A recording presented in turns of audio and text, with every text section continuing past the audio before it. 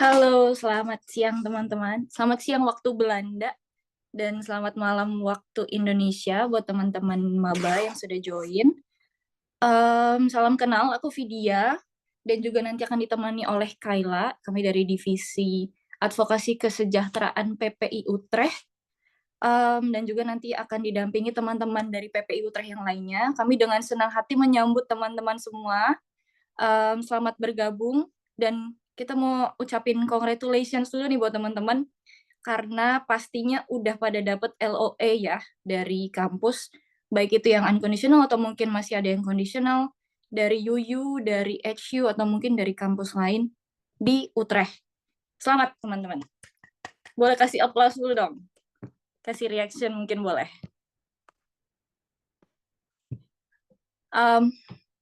Kita sambil nunggu teman-teman yang lainnya mungkin belum join, kita juga minta izin recording ya, karena nanti rekaman webinar ini juga akan kami share di YouTube PPI Utrecht kemungkinan gitu. Nah teman-teman, kami dari PPI Utrecht, selain mengucapkan selamat, tentu teman-teman pasti udah lumayan lega ya, karena udah keterima di kampus. Tapi kita juga paham kalau mungkin kalian saat ini masih agak dakdikduk, agak cemas, harap-harap cemas karena masih harus nyari rumah, nyari kosan, atau mungkin masih banyak lagi dokumen yang harus diurus. Kemarin juga sempat ada beberapa dari kalian yang sudah menghubungi PPI Utrecht lewat hotline atau mungkin lewat DM Instagram untuk tanya-tanya tentang housing. Karena itu kami dari PPI Utrecht memfasilitasi webinar ini.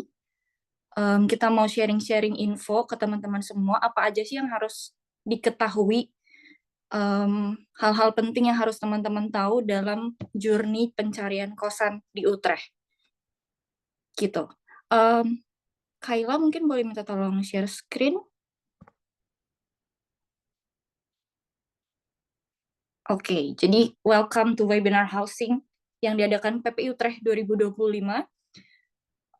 Aku minta tolong teman-teman peserta untuk selama webinar bisa nonaktifkan mikrofonnya supaya lebih kondusif. Dan juga nanti sepanjang webinar ini teman-teman boleh tanya, kalau ada pertanyaan yang mau disampaikan, boleh langsung ketik aja di kolom chat. Nanti akan ada teman-teman dari PPI Utrecht yang akan bantu jawab lewat kolom chat.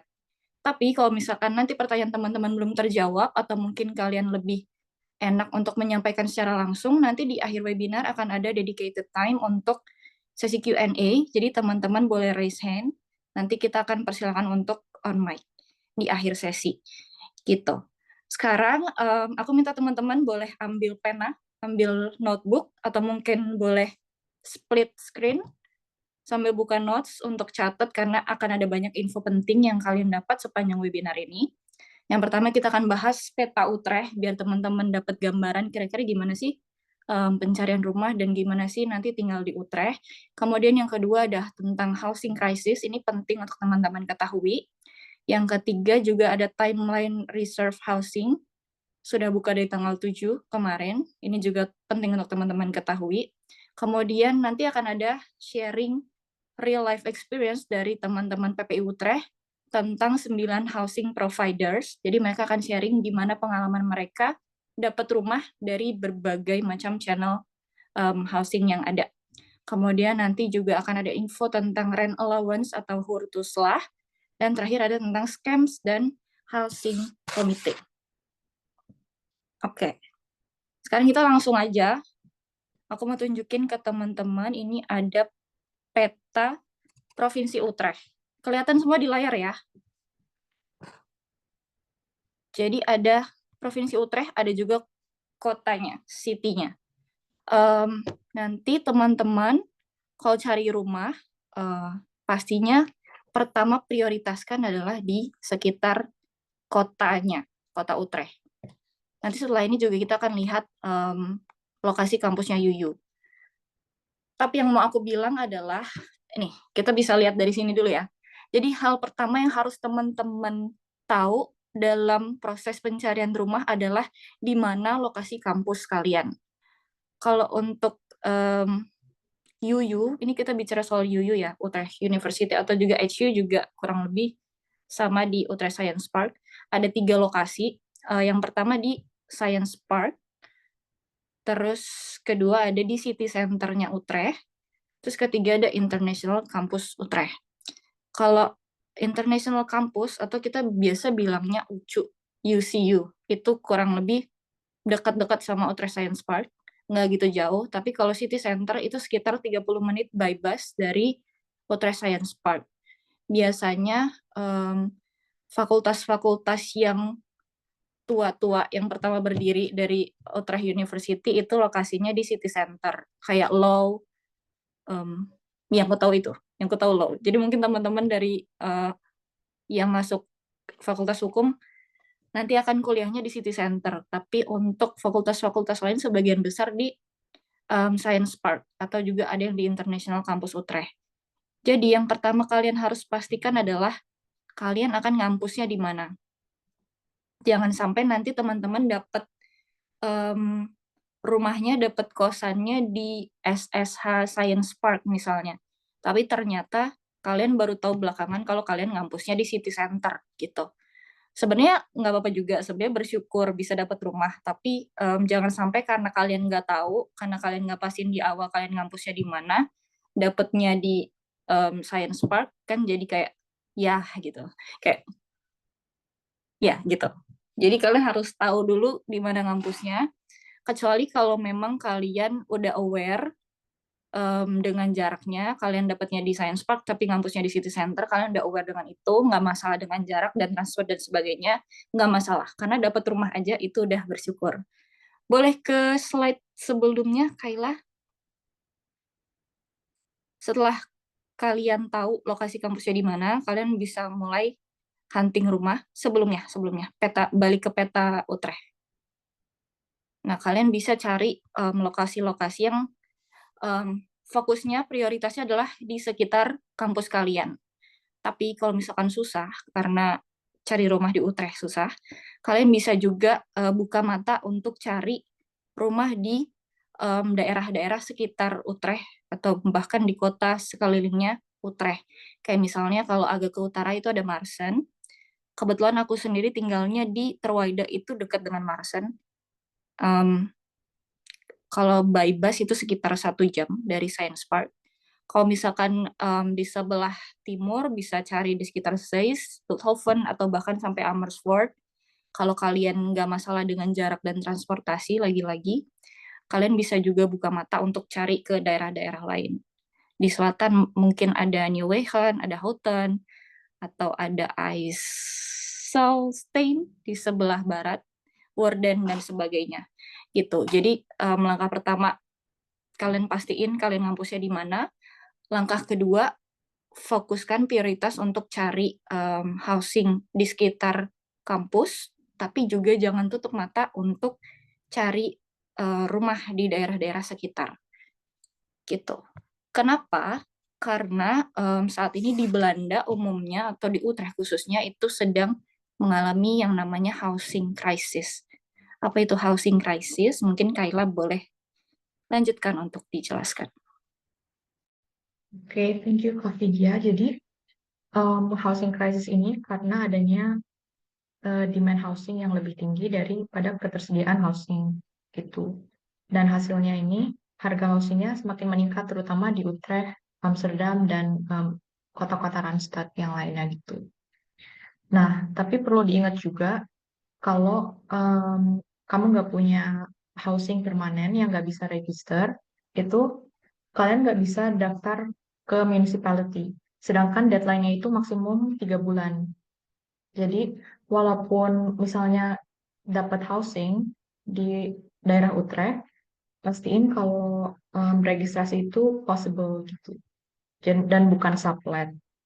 Karena nanti kalau misalnya stay-nya lebih dari 3 bulan dan nggak register, itu termasuknya ilegal di sini. Nah, ini timeline housing. Ini untuk spesifiknya untuk UU Reserved Housing. Jadi, cuman SSH, Plaza, dan Sior. Kemarin di tanggal 7, kita udah upload di Instagram reminder untuk registrasi akun untuk reserve housing ini gitu. Terang aja tanggal 7 itu cuman registrasi akunnya. booking untuk kamarnya itu nanti tanggal 20 Mei jam 10 pagi waktu sini ya. Nah, ini sistemnya itu kayak war tiket konser, jadi siapa cepat dia dapat.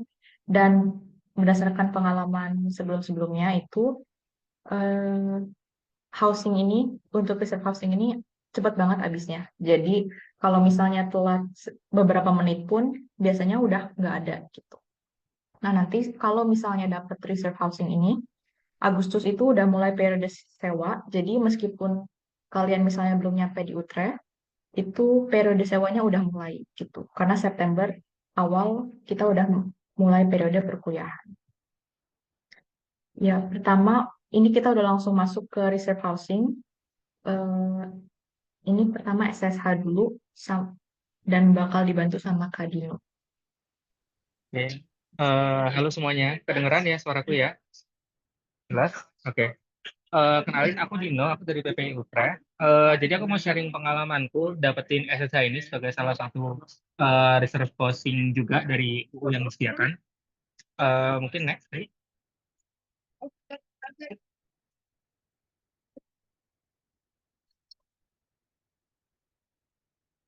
Bisa next? Oke. Jadi mungkin aku mulai dulu kenapa SSH ini agak beda dengan housing provider lainnya. Jadi SSH itu perusahaan housing provider yang kerjasama sama pemerintah Belanda dan dia tuh sifatnya non profit. Jadi kalau dibanding dengan housing provider lain, harga-harga yang dia kasih untuk housing yang disediakan itu cenderung lebih murah dibanding housing lain. Jadi kalau emang kalian bisa dapat SSH, pertama itu harganya lebih murah. Terus secara lokasi dia juga lokasinya persis ada di Science Park atau di tempat-tempat yang berdekatan dengan kampus-kampus lainnya. Jadi secara akses menurutku tuh udah enak banget. Nah, SSH ini ada dua tipe stay. Pertama tuh short stay, kedua long stay. Nah, cuman di sini yang aku saranin itu adalah short stay, kecuali kalian udah pernah bikin akun long stay di SSH. Kenapa? Karena kalau kalian mau dapetin rumah dengan long stay, itu kalian harus dilihat dari umur akunnya. Jadi misalkan umur akun kalian 1 tahun, kalian mau cari rumah saingannya umur akun orang lain, misalkan orang Belanda asli ya udah 5 tahun buat akun. Nah itu pasti kalian akan kalah prioritas. Tapi kalau first stay itu kalian bisa cepet-cepetan kayak misalkan kalau lagi war tiket konser lah. Jadi selama kalian bisa cepet-cepetan dapat itu kalian bisa dapat housingnya tanpa perlu lihat umur akun.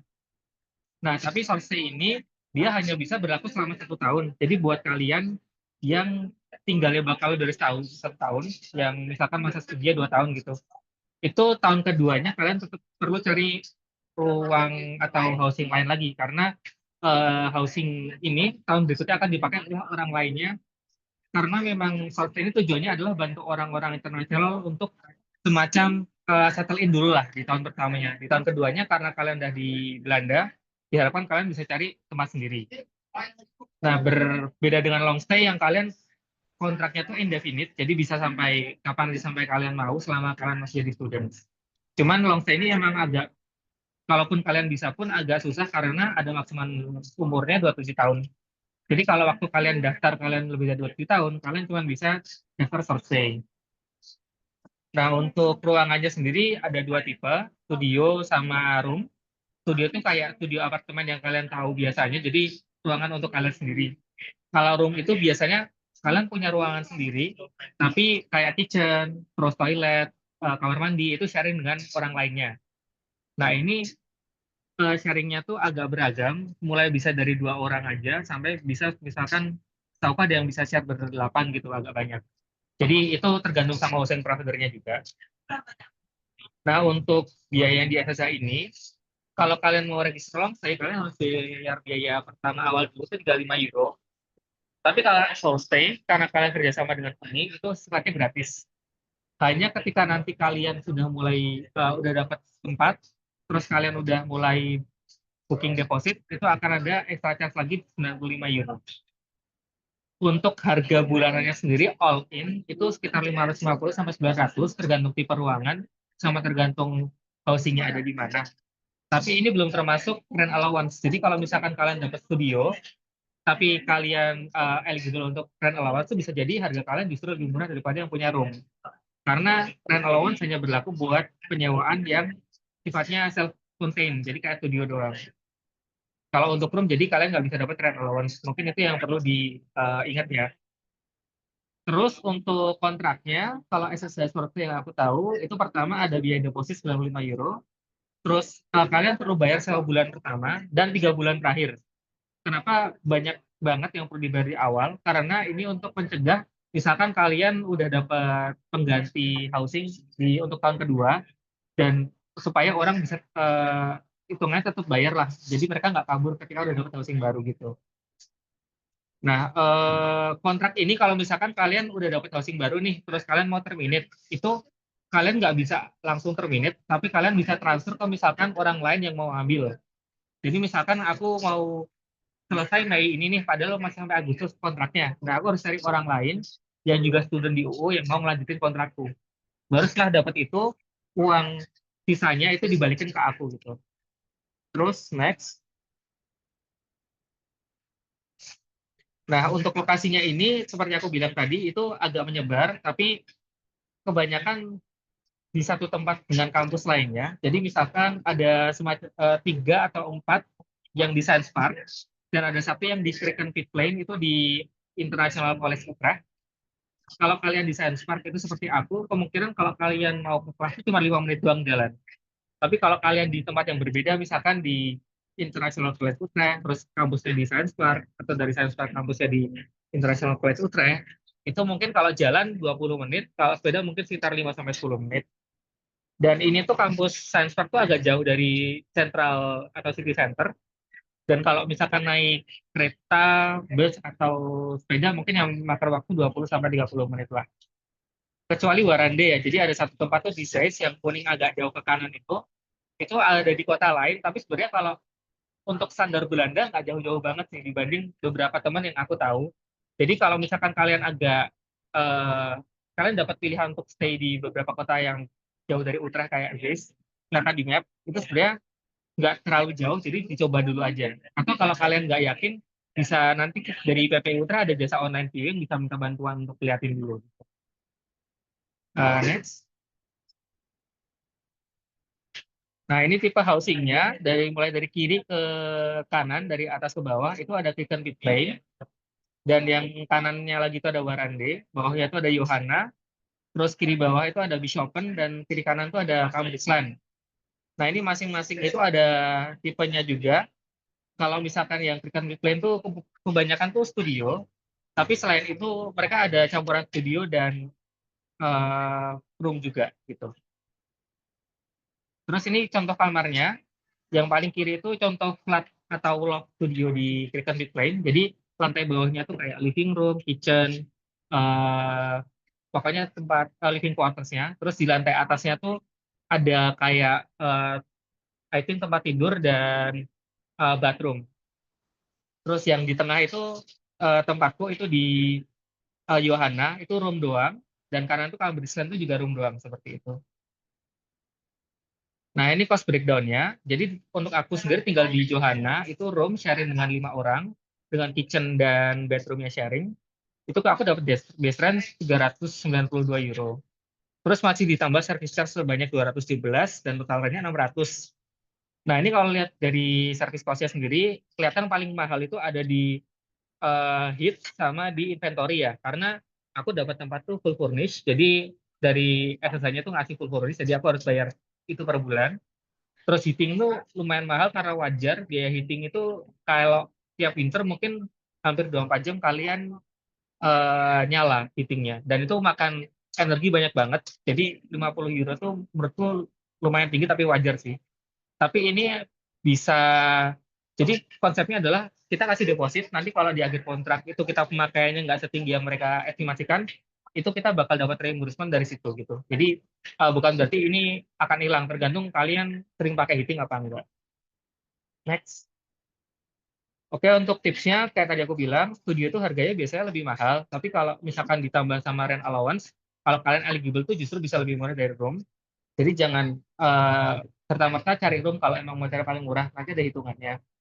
Terus kalau untuk buat ruangan seperti konser aja, aku pengalaman tahun lalu itu buka jam 10 pagi waktu WIB, jam 10 pagi waktu Amsterdam, itu dalam 10 menit udah habis semua. Jadi bisa mungkin kalian sebelum jam 10 udah ready, terus kalian udah di tempat room yang mau kalian booking. Jadi kalian waktu jamnya pas jam 10 tinggal pencet klik book bisa langsung dapet. Dan ketika booking itu takes time, itu kalau misalkan nggak ada error jangan di refresh karena itu kalau di refresh kalian akan kembali ke antrian paling awal dan biasanya emang itu takes time aja sih. Jadi sabar-sabar aja. Terus kalau ini untuk livingnya aja, kalau memutuskan untuk daftar room, kalian akan duduk bareng sama orang yang mungkin kulturnya beda sama kita dari timur. Jadi keep an open mind aja sih menurutku. Jadi supaya kalian bisa tinggal enak sama enaknya dengan orang-orang di situ. Paling kalau dari aku itu aja. Kalau ada pertanyaan bisa tanya di chat atau nanti di sesi akhir. Thank you.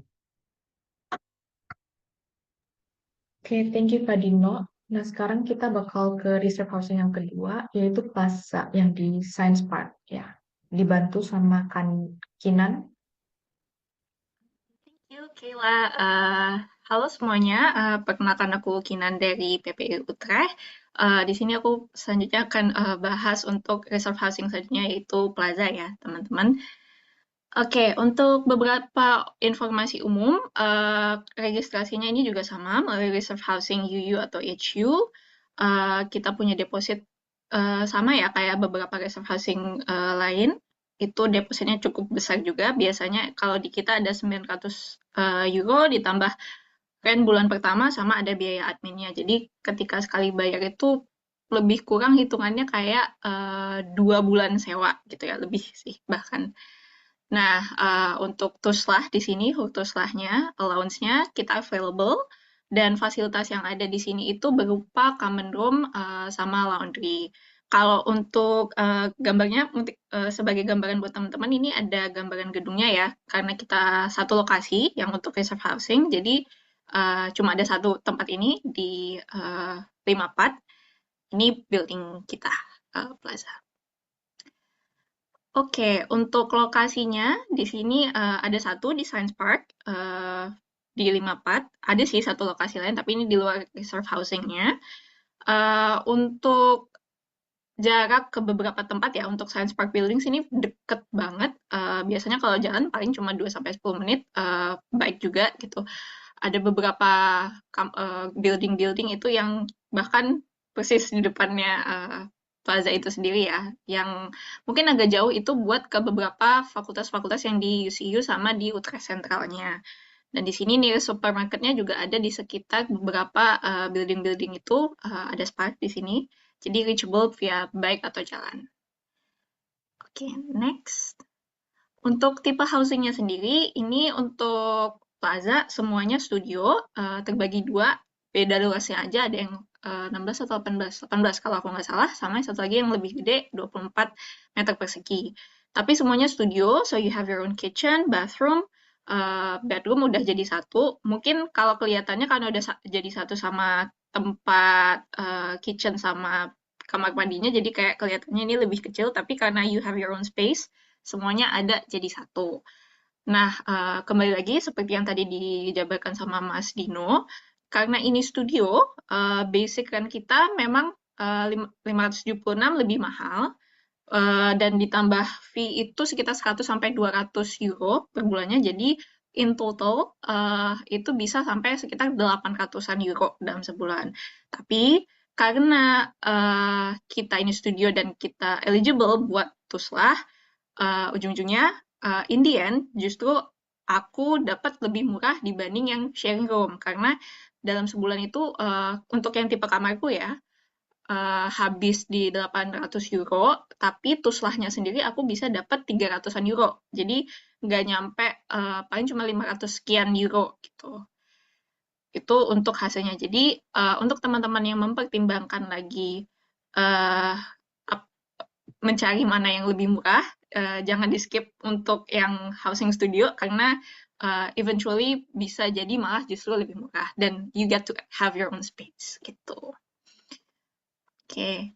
Untuk tips, sebenarnya aku nggak banyak tips spesifik untuk Plaza ya, karena tips-tips menurutku sama mencari dan tinggal di sini itu lebih kurang covered sama tips-tips in general mencari housing itu sendiri. Tapi untuk Plaza, I would say mungkin pertimbangkan biaya di luaran saat menghitung budget itu tadi.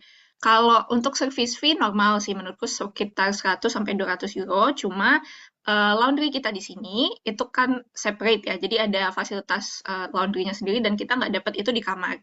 Dan itu bayar per tiap kali kita nge-laundry dan biaya service laundry di plaza ini sendiri memang terkenal jauh lebih mahal dibanding reserve housing yang lain. So ada beberapa apa ya, kadang mungkin life hack anak-anak plaza, kadang misalnya cari tempat service laundry di tempat-tempat lain yang bisa jadi lebih murah. But of course, konsekuensinya jadi jadi lebih ribet bawa laundry-laundrynya gitu ya keluar.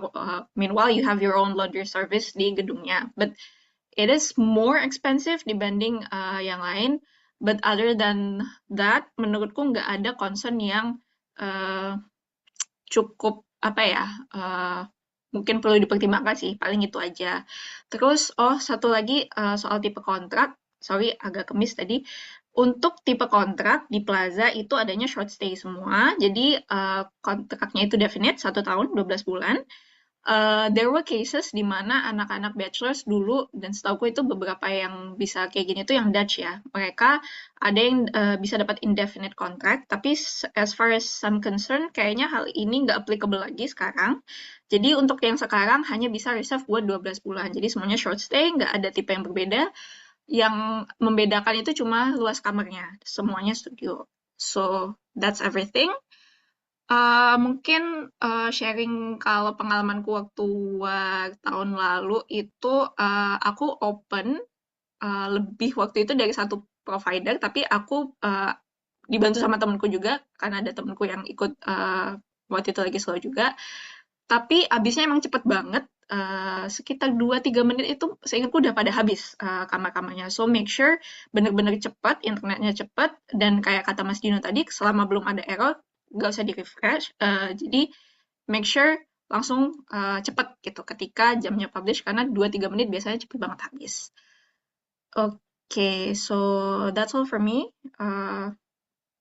Bisa dilanjut ke yang selanjutnya. Thank you. Thank you, Kak Kinan. Sekarang kita bakal nunjukin reserve housing yang terakhir, yaitu Shior. Disclaimer dulu, aku sebenarnya nggak tinggal di Shior, tapi ini materinya dari orang-orang yang tinggal di Shior. Pertama, Shior itu sama kayak Plaza dan SSH tadi, jadi dia reserve housing dan sistemnya ward. Nah, di sini ada deposit yang cukup gede juga, sama kayak Plaza. Totalnya itu bisa sampai 600 dan ini data tahun kemarin. Jadi kemungkinan tahun ini itu harganya naik gitu. Untuk Kurtuslah itu dia available tapi hanya untuk yang tipe studio, karena Shior ini ada yang studio, ada juga yang shared facility gitu, bukan studio. Untuk fasilitas dia cukup banyak, ada outdoor area, laundry yang berbayar juga, dan optional cleaning. Lokasinya Shior ini lebih dekat ke Utrecht Sentral. Jadi kalau misalnya kalian ngampusnya di daerah center, itu cukup dekat dan bisa dipertimbangin gitu. Oh ya, satu lagi, Shior itu punya satu lokasi lain, tapi dia bukan reserve housing. Tapi bisa tetap dicek kalau misalnya teman-teman mau pertimbangin tinggal di Shior. Kalau ngampusnya di Science Park atau di UCU, Shior ini agak lebih jauh. Jadi bisa 18-23 menit pakai sepeda atau 33 menit by bus. Tuh.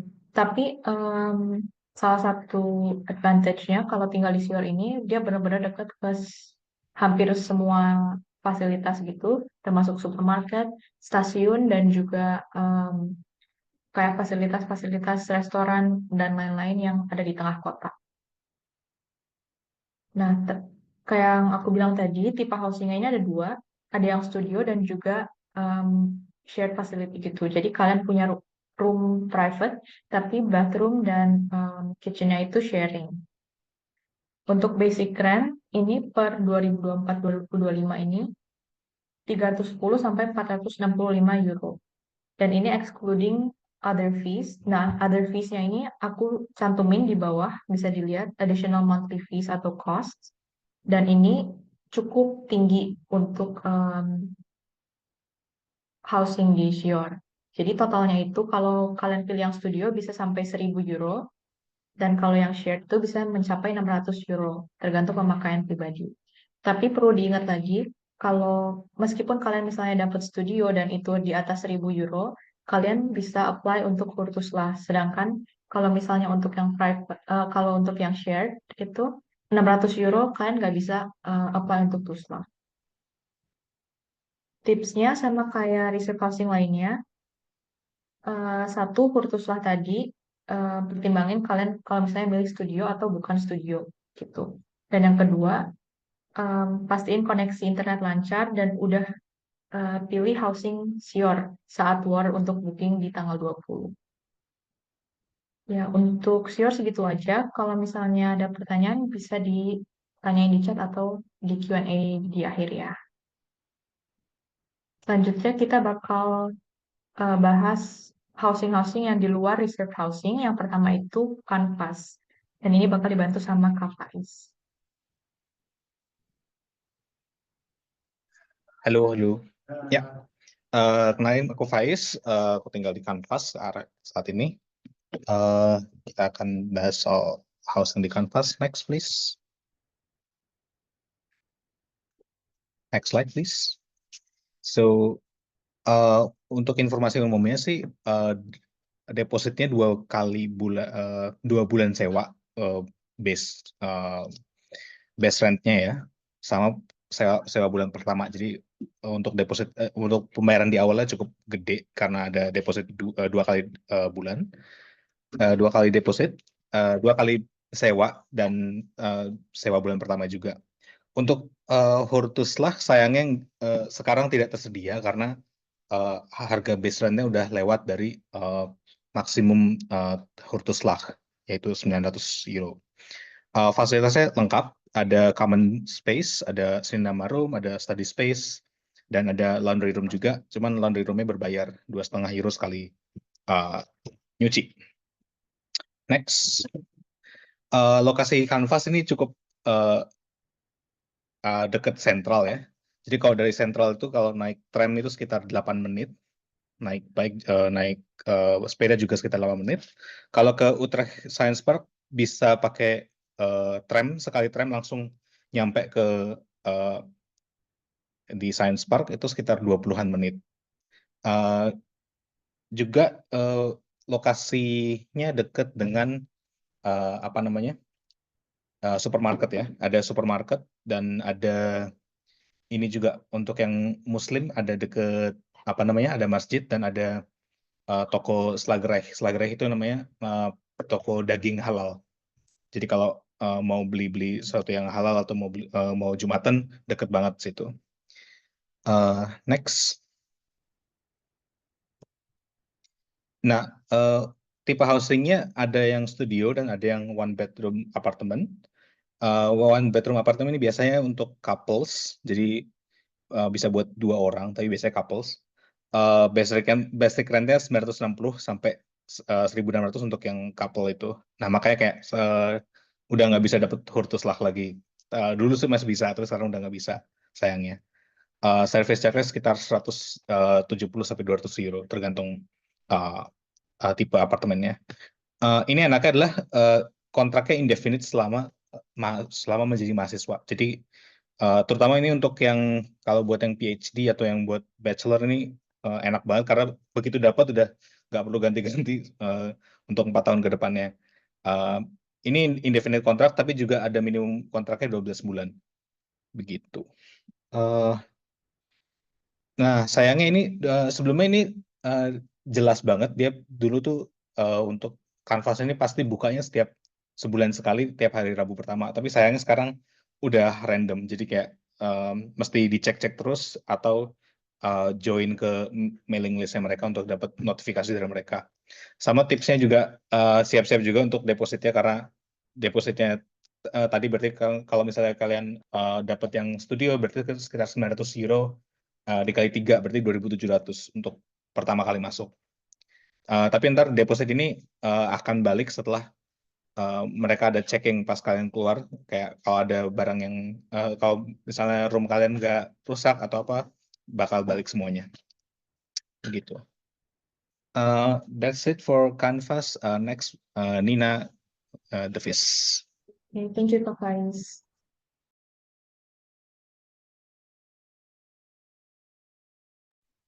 Ya, selanjutnya kita bakal ke housing lainnya, yaitu The Fizz. Bakal dibantu sama Kanina.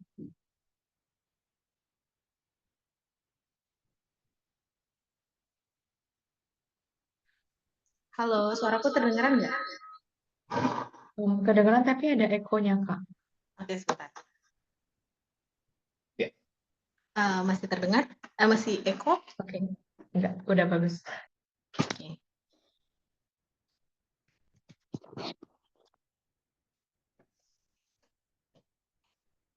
Sebentar.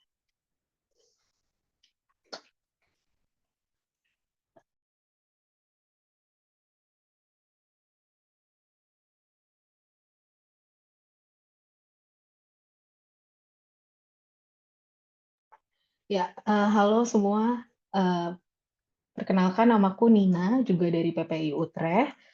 Kebetulan saat ini aku tinggal di housing The Fizz. Jadi The Fizz ini merupakan salah satu provider housing yang tipe housingnya adalah studio, dan dia ini hanya bisa didaftar melalui website resminya The Fizz, yaitu yang di slide sebelumnya sudah ada, yang thefizz.com. Teman-teman bisa cek aja langsung ke bagian di website itu, bisa ke bagian location, ada Netherlands dan pilih Utrecht. Dia hanya bisa memang didaftar melalui website resmi The Fizz, dan teman-teman baru hanya bisa registrasi email itu apabila terdapat availability di housing di Utrecht. Dan dia ini untuk setelah teman-teman bisa dapat, dia ada deposit, dan depositnya itu sebesar 2 kali net basic rent. Dia juga karena dia tipe studio, which is dia adalah kamar mandi, bathroom, toilet, dan dapur sendiri, jadi teman-teman bisa mendapatkan hurtus lah. Yang didapetin juga fasilitas yang ada di The Fizz juga adalah common room, dan ada gym. Dia juga ada laundry, namun memang laundry di The Fizz ini berbayar. Kalau di aku biasanya sekitar sekali nyuci itu sekitar 5,5 euro itu sudah mencuci dan drying, udah dengan mengeringkan. Gitu, mungkin next. The Fizz ini sendiri lokasinya ada di Overvecht, di Utrecht Overvecht. Dia ini dekat dengan city center, dekat dengan sentral, 12 menit by bike or around 20. Biasanya nggak sampai 20 menit sih, 20 menit dia sudah sampai di city center. Nah, alamat pastinya dia sendiri ada di Jongvrow Sanderindrecht. Ini bisa teman-teman lihat di kawasannya.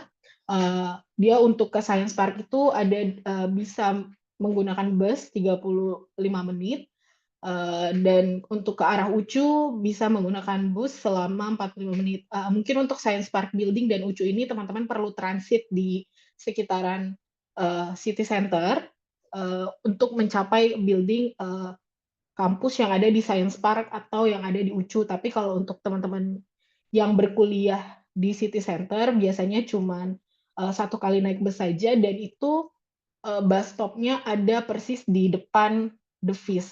Jadi tidak jauh dari building, mungkin berjalan kaki 2 menit saja. Juga di seberang dari The Fizz itu ada Winkelcentrum Overvecht.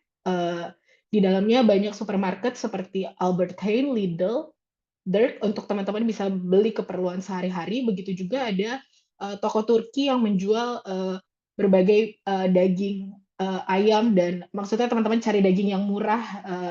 Ada beberapa toko Turki juga yang ada di Winkelcentrum, dan itu jaraknya benar-benar di depan building The Feast. Tuh.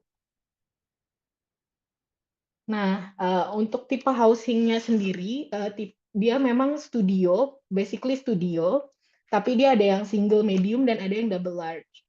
Ada juga yang cluster studio.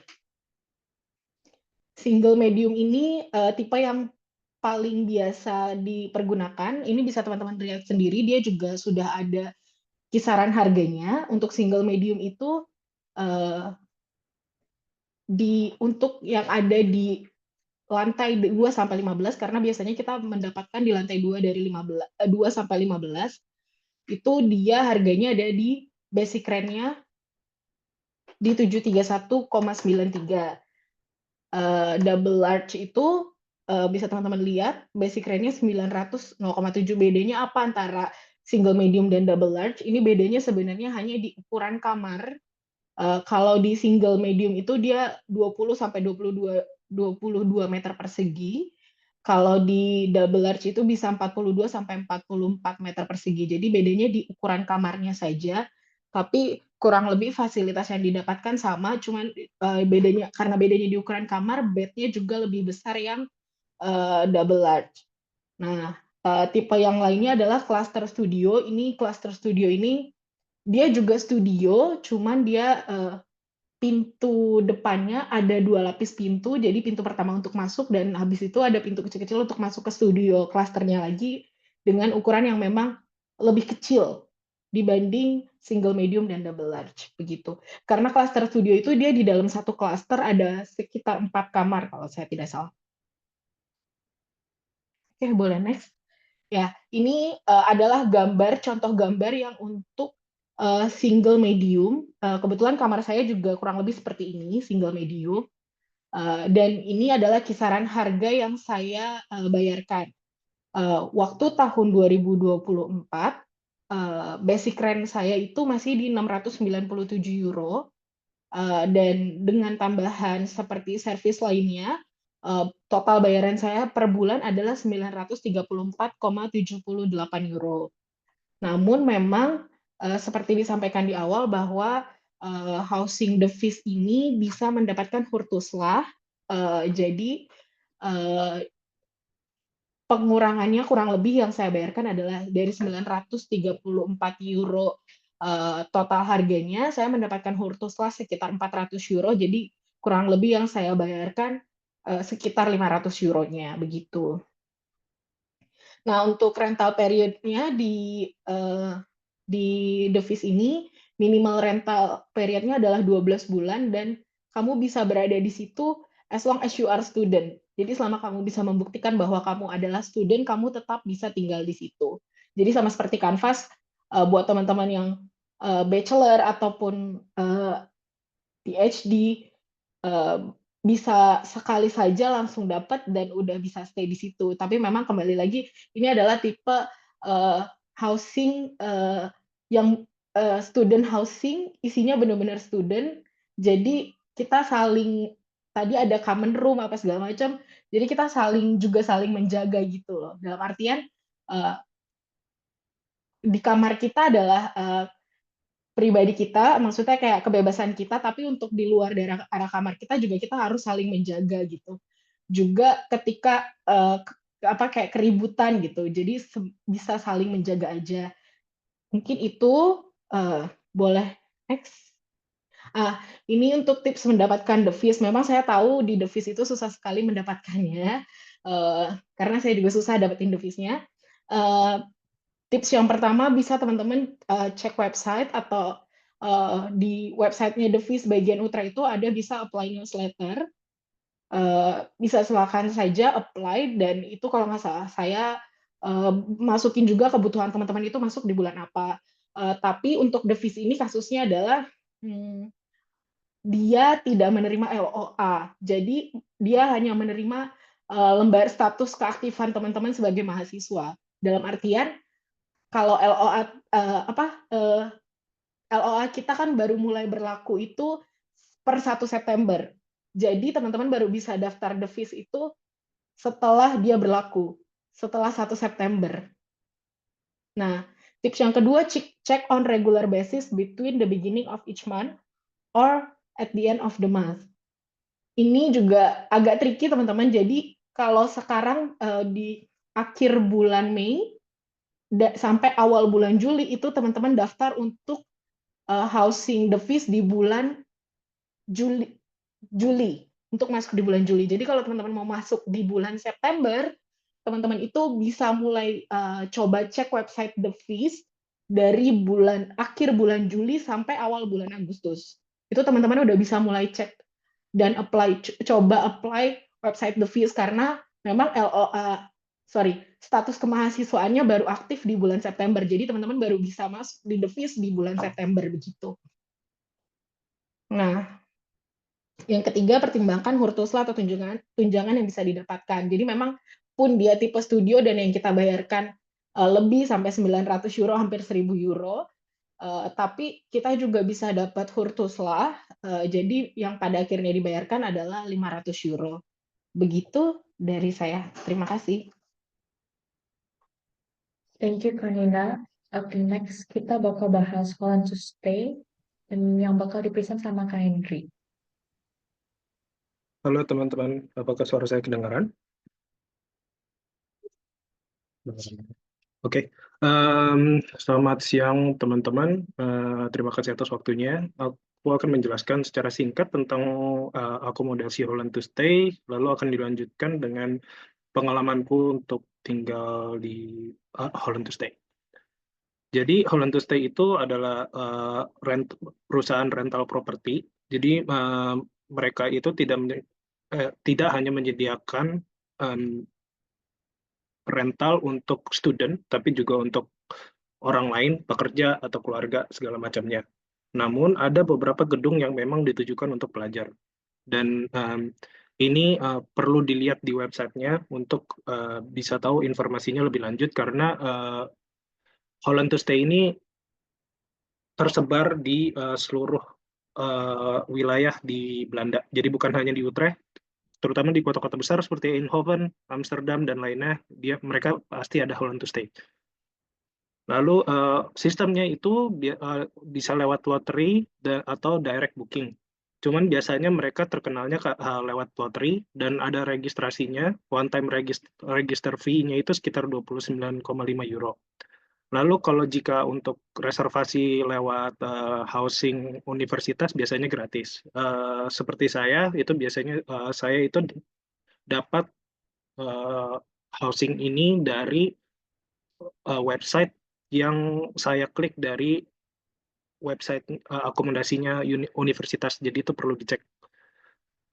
Lalu di Holland to Stay ini juga ada deposit, jadi sama kayak seperti Mas Faisal juga sebelumnya ada depositnya juga, jadi biaya di awal itu cenderung lebih besar, yaitu tergantung buildingnya. Kalau saya kemarin itu depositnya sebesar 3 bulan sewa basic rent. Itu nanti uangnya akan dikembalikan jika udah selesai rentalnya. Dan untuk akomodasi ini harus dicek lagi karena ada beberapa yang tipenya juga sharing, jadi belum tentu bisa hurtuslah. Tapi rata-rata sebagian besar bisa dapat hurtuslah tergantung biaya rental basic rent-nya, karena dari pemerintah tuh biasanya ganti-ganti. Ada minimal dan maksimal biaya basic rent yang harus dipenuhi untuk bisa dapat hurtuslah ini. Lalu yang terakhir fasilitas itu juga tergantung dari buildingnya. Beda building itu beda fasilitas biasanya. Seperti on-site gym itu nggak semua building di tempat aku nggak ada gymnya. Social space mungkin hampir setiap building pasti punya. Cinema room itu nggak semua punya. Dan laundry room itu beberapa gedung punya satu kamar itu punya laundrynya sendiri. Nah, tapi kalau di tempatku itu laundrynya terpisah, jadi barengan sama yang lain dan bayar seperti beberapa presentasi sebelumnya. Boleh lanjut? Nah, ini seperti inilah gambaran akomodasi Holland to Stay yang ada di Provinsi Utrecht. Jadi ada di Zeist juga, tersebar di Utrecht, di wilayah Utrecht tersebar. Nah, itu perlu dicek lagi karena gampang banget penuhnya, dan itu ada beberapa building yang penuhnya bukan sama student juga, ada yang pekerja atau apa, itu juga perlu dicek. Lalu ada di Maarsen, ada di Zeist, lalu terakhir itu tempatku yang paling jauh, Amersfoort. Oke, next. Oke, ini beberapa building yang tersedia seperti ada Einstein, ada Flying Deer, ada Erasmus dan lain sebagainya. Nah, di tempatku yang di Amersfoort itu namanya Benjamin. Nah, itu adalah salah satu gedung Holland to Stay yang baru. Dia baru establish itu 2024. Jadi pas aku mulai tahun pengajaran itu mereka juga baru mulai beroperasi gedung itu. Nah, untuk apartemennya juga macam-macam bentuknya, ada yang studio, ada yang apartemen, dan ada yang loft. Dan dan perlu digarisbawahi, mereka itu ada juga yang untuk booking yang bukan untuk personal, jadi bisa bawa pasangan, Nah, itu kayaknya studio nggak bisa apply untuk studio. Jadi itu perlu pertimbangkan kalau misalkan bawa pasangan atau bawa keluarga. Jadi perlu digarisbawahi karena belum tentu juga Hurtuslah bisa apply. Lalu untuk short stay dan indefinite stay itu juga perlu dicari tahu lebih lanjut gedungnya. Untuk tempatku sendiri yang di Amersfoort yang Benjamin itu indefinite stay. Jadi as long as you are a student itu bisa stay di situ. Jadi kayak misalkan temanku itu bachelor, dia 3 tahun sekolahnya, jadi tahun ini tahun pertama, jadi dia masih bisa stay sampai 3 tahun. Dan untuk beberapa building itu, kalau di tempatku itu aku bisa stay setelah lulus itu sekitar 6 bulan. 6 bulan setelah lulus aku masih bisa stay di situ untuk ya mungkin cari kerja dan cari tempat tinggal di tempat lainnya.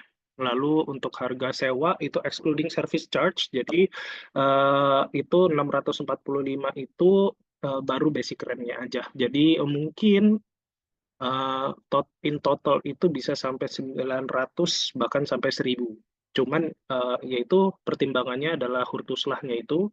Hurtuslah macam-macam, tergantung kita ada part-time job atau enggak, atau jenis kamarnya yang harganya berapa, itu juga nanti bakal dihitung sama pemerintahnya yang hitung, nanti mereka ngasih kabar ke kita dapatnya berapa. Untuk aku itu base rentku di 600, in total aku 900, aku dapat Hurtuslah sekitar 400, jadi aku bayar 500. Untuk kamar studio, ada pertanyaan dari Zafran, izin tanya, kalau kamar studio boleh bawa pasangan atau enggak? Nah, ini perlu dicek lagi karena setahu aku untuk yang bawa pasangan itu nanti ada jenis kamar sendiri, bukan yang studio gitu. Nah, itu kayaknya setiap building beda, jadi perlu dipastikan lagi di websitenya atau bisa email langsung ke Holland to Stay-nya. Seperti ini contohnya, itu yang ada yang studio, itu udah termasuk seperti tempatku, jadi kamar, kitchen, kamar mandi ada semua di komplit, jadi kayak apartemen studio. Lalu ada one bedroom, terus ada yang loft juga. Nah, mungkin untuk yang pasangan itu ada di loft, soalnya di apartemenku, di buildingku itu ada yang loft, ada yang kayak lebih besar, itu untuk pasangan. Boleh lanjut. Nah, ini untuk bagian lotre sendiri itu refresh di setiap hari Selasa di jam 5. Lalu housingnya itu biasa ditambah berkala hingga Jumat minggu yang sama. Lalu seperti yang aku udah jelaskan tadi sebelumnya, perlu banget cek reserve housing website kampus, entah itu HU atau UU, itu biasanya ada listing akomodasinya, dan itu biasanya langsung nge-link direct ke websitenya. Cuman ini aku cerita sedikit, waktu aku buka Holland to Stay dan hollandtostay.com itu nggak langsung direct ke yang student housingnya. Itu aku dijadiin satu ke lotre yang bareng sama orang-orang yang bukan student. Nah, tapi begitu aku masuk lewat website dari akomodasi kampus itu langsung didirect ke gedung-gedung yang dikhususkan untuk student housing, contohnya di Amersfoort itu. Lalu untuk municipality seperti Amersfoort itu menyediakan servis seperti air dan sampah melalui third party yang perlu dibayar terpisah dari rent. Jadi ini aku baru tahu itu setelah aku masuk. Jadi ternyata seperti air, sampah itu terpisah pajaknya dan aku harus bayar gitu. Nah, tapi itu seperti kita pelajar ini berhak mendapatkan remisi atau diperbolehkan untuk mendaftarkan remisi, tapi tetap akan ada assessment dari mereka. Jadi contohnya aku dapat surat untuk bayar 300 euro untuk tahun 2025 untuk servis sampah, dan aku memberikan meminta bantuan remisi ke pemerintah. Lalu nanti mereka akan assess sekitar sebulan, lalu mereka akan datang dengan keputusannya mereka. Nah, keputusanku itu ditolak. Jadi mereka menganggap kalau aku menyanggupi untuk bayar gitu, tapi sama mereka didiskon. Jadi instead of 300 aku harus bayar 140 euro untuk tahun 2025. Jadi itu perlu banget dipertimbangkan untuk yang perusahaan-perusahaan swasta seperti Holland to Stay ini biasanya banyak banget kayak biaya tidak terduganya gitu. Itu sih dari aku. Dan untuk lokasi juga untuk Amersfoort perlu dipertimbangkan biaya transportasi gitu. Oke, sekian dari saya. Terima kasih. Oke, thank you Kak Henry. Kita bakal langsung ke housing selanjutnya yaitu Hospi yang bakal di-host sama Kak Revi. Oke, halo semuanya. Kenalin nama aku Revi dan aku bakal ngejelasin sedikit tentang Hospi. Disclaimer, aku nggak tinggal di Hospi Housing, tapi klien tesisku yang sekarang tuh Hospi Housing, jadi aku bakal share sedikit. Next.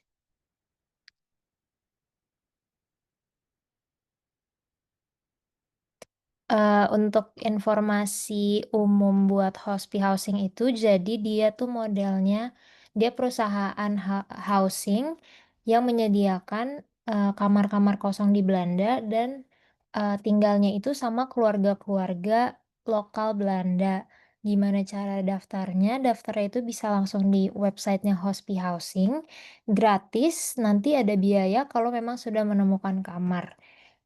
Untuk depositnya itu sekitar 295 atau matching fee-nya. Jadi kalau misalnya teman-teman udah nemu kamar yang cocok, udah sign kontrak dan sebagainya, baru bayar deposit.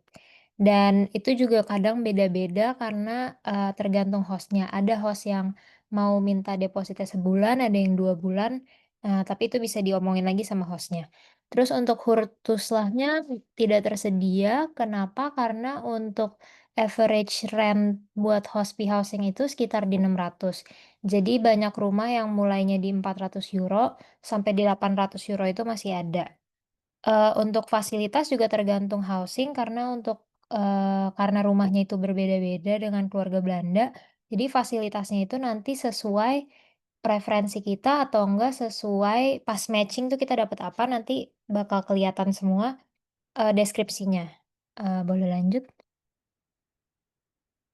Nah, ini beberapa contoh screenshot, kamar yang ada di websitenya itu, dan, sistemnya itu kan dengan homestay sama host. Jadi, perlu diketahui juga pasti bakal ada, house rules-nya, ground rules-nya, dan itu juga harus dihormati ya teman-teman. Terus untuk harga sewa dan kontrak itu, beda tergantung, teman-teman pas awal itu apply-nya nyari rumah yang range harganya berapa, terus host-nya itu udah pasti verified, kenapa? Karena dari tim Hospinya langsung mereka tuh yang survei ke sana.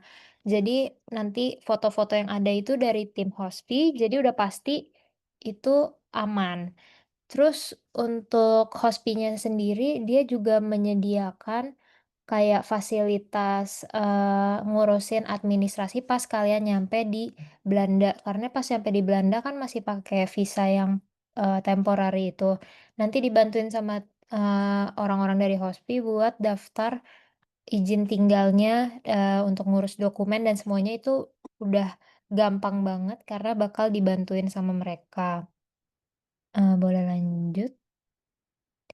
Nah, untuk tips dari aku, karena pas awal itu kalian harus ngisi form di websitenya, kayak ngisi kalian tuh range harganya mau berapa, kalian misalnya, alergi sama binatang atau enggak, kan itu juga berpengaruh, terus hobinya apa, kayak kalian orang yang suka sosialisasi atau enggak. Terus, kalian nyari, apa namanya, housing-nya yang ada anak kecil atau enggak, masalah atau enggak, ada hewan atau enggak, dan sebagainya. Itu semua ada di formulir, jadi kalian harus ngisi itu sejujur-jujurnya, karena nanti match-nya juga sama orang, host yang kalian cari. Terus nanti kalau udah dapet match-nya, kalian bisa pilih dan kalian bisa langsung kontak host-nya langsung. Terus iya, di slides ini yang kayaknya nanti akan dibagiin, nanti ada flyer dari Hospi Housing buat ngeliat website-nya mereka dan juga ada kayak handbook buat, teman-teman yang baru pertama kali ke sini, cara ngurus dokumen dan sebagainya. Itu aja sih dari aku. Thank you. Oke, thank you Kak Revi. Langsung move on ke housing selanjutnya. Ini sebenarnya cuman platform ya untuk melihat kamar-kamar available di Utrecht. Namanya Kamernet dan ini basically itu kalian daftar dan subscribe 38 euro untuk per 4 minggu atau 75 euro per 12 minggu. Nah, kalian kalau misalnya udah subscribe ini, itu bisa langsung kontak yang menyewakan atau yang bisa agensi atau enggak perorangan yang nyewain kamarnya di Kamernet gitu. Jadi kalian bisa langsung reply ke mereka dan tanya apakah bisa viewing atau enggak kayak dan lain-lain gitu. Pokoknya kalian bisa langsung connect sama landlordnya. Nah, tapi perlu diingat kalau misalnya Kamernet ini menurutku salah satu housing provider yang bisa dicoba kalau misalnya benar-benar nggak ada opsi lain lagi. Karena pertama, dia ini kayak third party gitu ya, jadi dia bukan yang fully responsible atas housingnya gitu. Tipsnya yang pertama, Kamernet itu memungkinkan koneksi antara calon tenant dan landlord, kayak aku bilang tadi. Jadi, pastiin kalau misalnya kalian berhasil connect dengan landlord atau owner, tanyakan data pribadinya mereka. Contoh misalnya tukar-tukaran paspor atau kartu identitas. Yang kedua, pastiin apakah viewing bisa dilakukan untuk menghindari scam. Kalau misalnya landlord atau ownernya ini menolak viewing, itu ada kemungkinan besar akomodasinya nggak ada atau misalnya intinya scam gitu. Jadi pastiin ada viewing atau enggak. Gitu. Yang terakhir, hindari melakukan pembayaran apapun sebelum ada kontrak tertulis dari landlord atau owner. Mau alasannya apapun, itu biasanya kalau misalnya mereka minta pembayaran dulu, disarankan untuk gak dilanjutin sih. Jadi teman-teman bisa diingat-ingat tips-tips ini kalau misalnya mau mencoba platform Kamernet. Oke, selanjutnya ini yang terakhir ya, ini adalah housing provider yang bisa ditemuin di sosial media. Yang pertama ini Facebook, yang bakal di-host sama Kak Dara. Thank you, Kayla. Ini salam kenal, namanya aku Dara. Di sini aku akan ngejelasin gimana aku bisa dapat kamar dari Facebook. Sebenarnya ini agak common banget ya, kalau sekarang kita masih pakai ini. Cuma, to be honest, di sini khususnya orang-orang Indonesia yang ada di Belanda itu pada aktif banget buat pakai Facebook. Jadi di sini ada 3 grup Facebook yang aku rekomendasiin untuk kalian bisa coba join kalau memang kalian ingat mau cari kamar di Facebook. Yang pertama itu ada Kamar in Utrecht. Kalau Kamar in Utrecht itu dia sebenarnya kayak terbuka untuk umum ya, internasional, nggak cuma student Indonesia, tapi dia student internasional mostly juga bisa join ke Kamar in Utrecht. Dan itu dia yang iklan di sana tuh juga nggak cuma orang Indonesia, tapi terbuka untuk banyak berbagai macam orang gitu. Kalau misalnya yang kedua itu Indonesian Living in Holland itu khusus untuk orang-orang Indonesia yang ada di Belanda aja. Dan biasanya kalau mau masuk ke grup itu juga perlu approval dari adminnya terlebih dahulu untuk mastiin kalau kalian memang orang Indonesia dan juga nggak scam. Dan terakhir ada persewaan kamar di Belanda. Nah, kedua housing terakhir ini dua-duanya itu perlu approval setahuku kalau mau masuk. Um, dan juga dia mostly orang-orang Indonesia yang promosi di situ, tapi dia nggak cuma spesifik di Utrecht, dia kayak all over Belanda, penawaran kamarnya. Jadi kalau pengalaman aku untuk nyari kamar di Facebook, menurutku tuh ada dua metode utama kalau kita mau nyari kamar di Facebook. Yang pertama itu mostly mereka akan kenalan diri mereka di grup Facebook itu sendiri. Jadi pertama kalian bikin kayak either poster atau postingan dengan foto-foto kalian yang menceritakan tentang kamu itu siapa, kamu mau tinggal di mana, akan tinggal di mana dan kuliah di mana, terus keseharian kamu seperti apa, hobi kamu apa, kegiatan favorit kamu itu apa, itu kamu jelaskan di satu postingan itu beserta foto-foto introduction dari kamu. Ini tujuannya adalah untuk mengattract orang-orang yang punya kamar untuk menghubungin kamu, karena mostly mereka itu akan sangat sulit untuk mencari orang yang akan tinggal di rumah. Karena mostly kalau kamar-kamar dari Facebook itu adalah room yang ada di apartemen seseorang, ada orang Indonesia atau orang Belanda atau mungkin student internasional lainnya. Jadi dia itu akan sangat pemilih kriteria orangnya harus sesuai dengan apa yang mereka mau. Dan bikin postingan perkenalan diri di Facebook ini bikin kalian bisa lebih membuat mereka yang mencari penyewa kamar itu bisa lebih tahu kalian soal kamar. Selanjutnya, cara yang kedua adalah kalian aktif approach orang-orang yang membuat postingan di grup posting ini. Sebenarnya kalau di grup Indonesian Living in Holland itu jarang ya yang dia open promosi kalau ada kamar yang terbuka. Tapi kalau misalnya di kamar Utrecht atau di persewaan kamar Belanda itu biasanya banyak yang mereka open info kalau di kamar mereka bisa disediakan kamar, dan itu biasanya kalian bisa approach orangnya langsung, DM orangnya, dan bisa tanya-tanya lebih detail lanjut terkait kamar itu seperti apa, syarat-syarat yang diperlukan itu apa aja, apakah ada binatang atau enggak di rumahnya. Dan yang paling penting adalah kalian juga bisa minta viewing possible apa enggak sebelum kalian datang, dan juga konfirmasi terkait kontrak. Tapi kalau dibandingkan sama housing provider yang lain, Facebook ini khususnya kalau kalian tinggal sama orang Indonesia itu jarang yang pakai kontrak. Biasanya mereka kayak based on trust aja, kayak oke, kamu akan setahun di sini dan aku percaya saling percaya satu sama lain. Dan mungkin bisa next saya bisa slide selanjutnya. Ya, dan ini yang sebenarnya bikin cari housing di Facebook itu agak tricky karena banyak banget scam.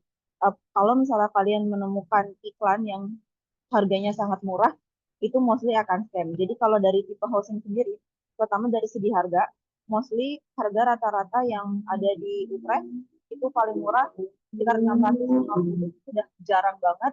Rata-rata tuh 700 sampai 800 itu average-nya. Tapi kalau cepat dapatnya itu biasa bisa sampai 1000-an.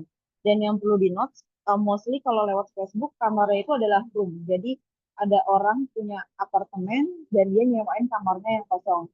Jadi nggak akan bisa tuslah. Kalau tuslah itu setahu aku kamu harus berupa studio yang punya kitchen sendiri, bathroom sendiri. Tapi kalau shared room itu nggak bisa tuslah. Makanya kalau dari Facebook mostly nggak bisa tuslah. Dan ini di sini aku ngasih beberapa gambaran housing yang bisa kamu temukan di Facebook.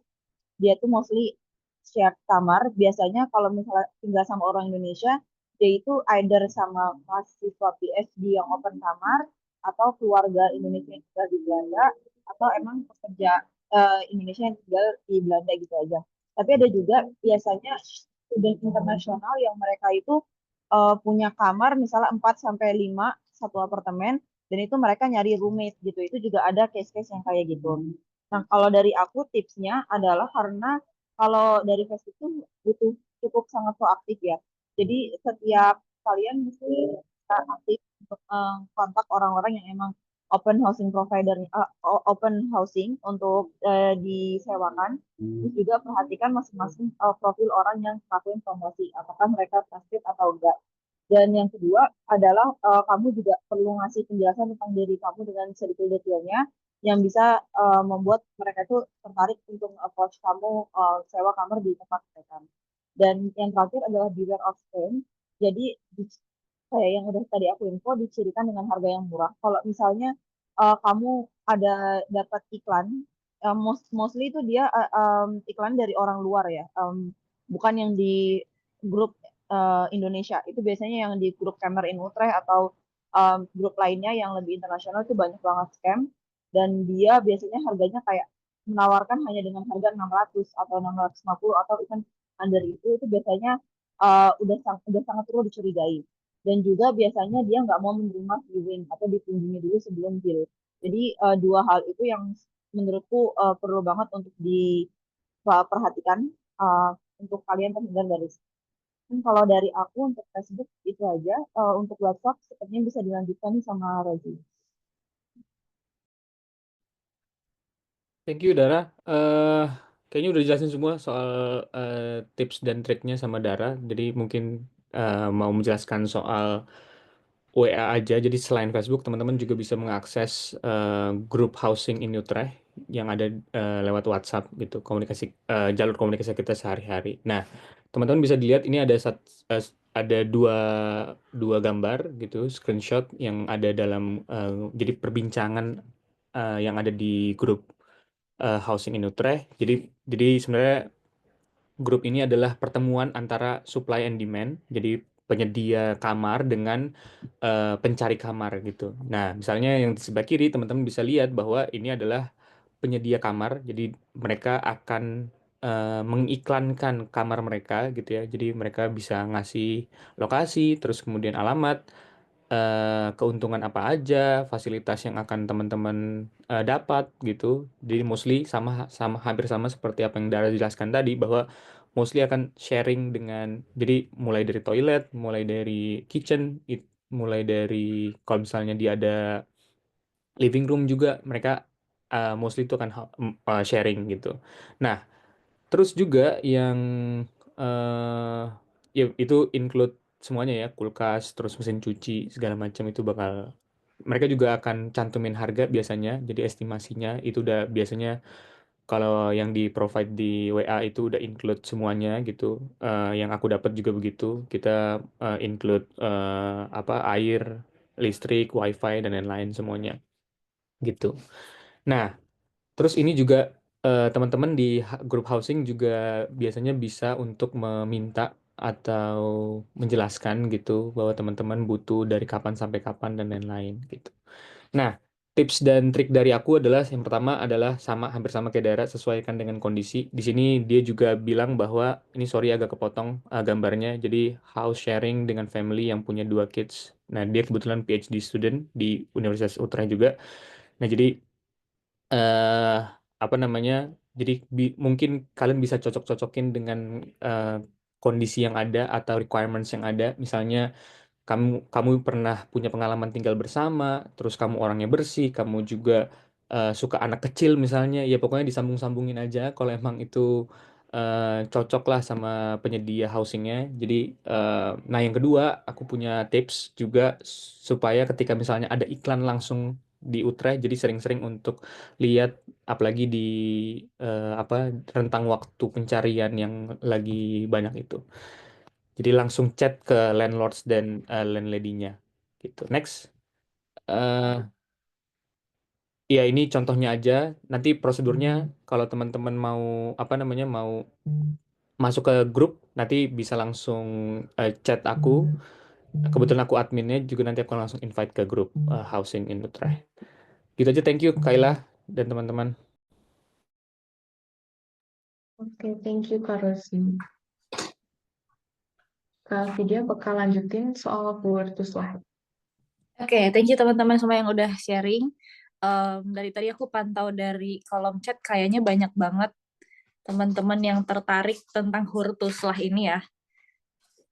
Jadi Hurtuslah itu sebenarnya adalah bantuan dari pemerintah Belanda untuk residents, orang-orang yang menetap di Belanda dengan penghasilan menengah ke bawah, if I'm not mistaken. Jadi nanti ada beberapa syaratnya juga untuk ngecek apakah teman-teman eligible untuk apply Hurtuslah atau enggak. Gitu. Boleh tolong di next, Kayla? Oke, jadi ini ada beberapa syaratnya. Sebelumnya aku mau tekankan lagi. Tadi memang beberapa teman-teman menyarankan kalau kalian bisa dapat independent living space atau self-contained atau tipe studio itu walaupun harga awalnya lebih tinggi, tapi setelah apply Hurtuslah akan bisa jadi lebih rendah daripada yang room. Tapi yang aku mau tekankan adalah untuk dapat self-contained studio itu susah sekali. Jadi teman-teman sekali lagi mungkin bisa prioritaskan untuk dapat itu, dapat yang tipe studio dan dapat terdekat dari kampus kalian, tapi juga jangan menutup mata untuk cari pilihan housing lainnya gitu. Nah, untuk apply Hurtuslah ini ada beberapa syaratnya. Yang pertama tadi harus self-contained studio, jadi ada private kitchen dan bathroom di dalam kamar kalian. Jadi kalau misalkan room aja tapi kitchennya sharing itu kalian nggak bisa apply Hurtuslah. Kemudian yang kedua ada income dan juga assets itu karena tadi peruntukannya untuk yang penghasilannya menengah ke bawah, jadi kalian harus masukin juga income rata-rata kotor penghasilan kalian setahun. Dan juga untuk assets-nya itu nggak boleh lebih dari 37.000 sekian. Gitu. Kemudian ada juga batas usia. Kalian cuma bisa apply Hurtuslah untuk yang berusia 18 tahun ke atas. Tapi itu juga nanti akan dibagi rent fee-nya. Kalau untuk usia 18 sampai 23 itu hanya eligible kalau rent fee-nya di bawah 477 euro.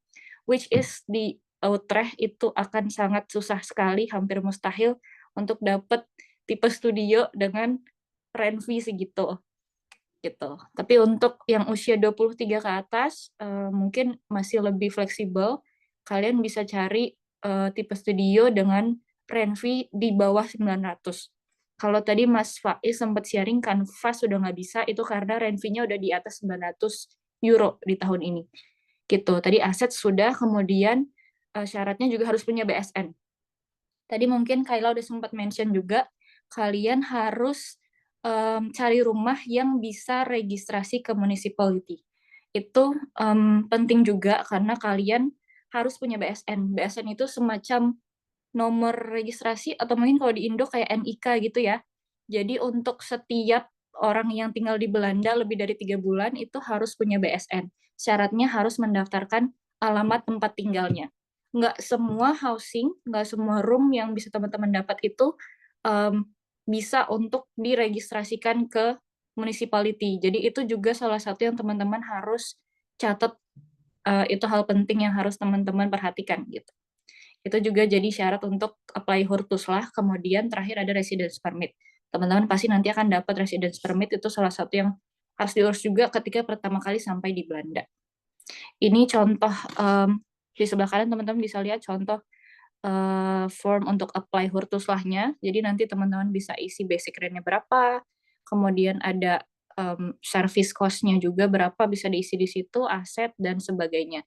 Nanti dari pemerintah Belanda yang akan kalkulasi, kemudian mereka yang menentukan kalian akan dapat monthly rent allowance-nya berapa.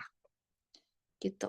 Next-nya, kemudian cara apply-nya itu nanti ketika teman-teman udah punya BSN, kalian harus download aplikasi namanya DigiD.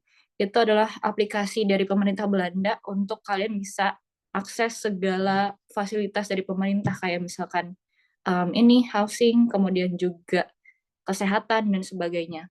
Gitu. Kemudian teman-teman harus cek apakah eligible atau tidak untuk apply. Kemudian persiapan dokumen-dokumennya, ada kontrak housing yang resmi dan atas nama kalian, kemudian juga BSN, residence permit, dan sebagainya. Itu harus teman-teman siapkan. Kemudian tinggal login dan submit formnya di bawah pilihan rent benefit. Nanti keputusannya akan dikirimkan lewat pos. Gitu, mungkin nanti teman-teman yang apply Hurtuslah, teman-teman PP yang apply Hurtuslah bisa menambahkan kalau ada penjelasan apa yang terlewat ya.